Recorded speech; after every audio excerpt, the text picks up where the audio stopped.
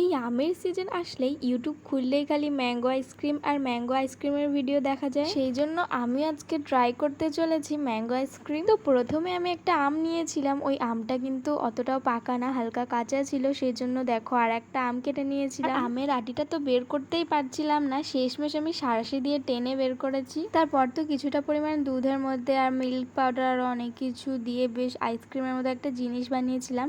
আর সেটাকে আমি ফ্রিজে রেখে দিয়েছিলাম কিছুক্ষণের জন্য, এই জন্য পুরো আইসক্রিমের মতো লাগছে দেখতে। তারপর আমি আমটাকে রেখেছিলাম ওভারনাইট ডিপ ফ্রিজে। আর আমটা এত পরিমাণে শক্ত ছিল, পুরো পাথরের মতো, কি বলবো তোমাদেরকে। তো আমি ভেবেছিলাম আইসক্রিমটা হয়তো 5-6 ঘন্টার মধ্যে পুরোটা জমে যাবে, কিন্তু একদমই না, সারাটা রাত ফ্রিজে রেখে দিতে হয়েছিল। তারপর আমি আমটাকে একটা চাকুর সাহায্যে কেটে নিচ্ছিলাম। আমটা এতটাই ঠান্ডা ছিল যে হাত দিয়ে ধরাই যাচ্ছিল না।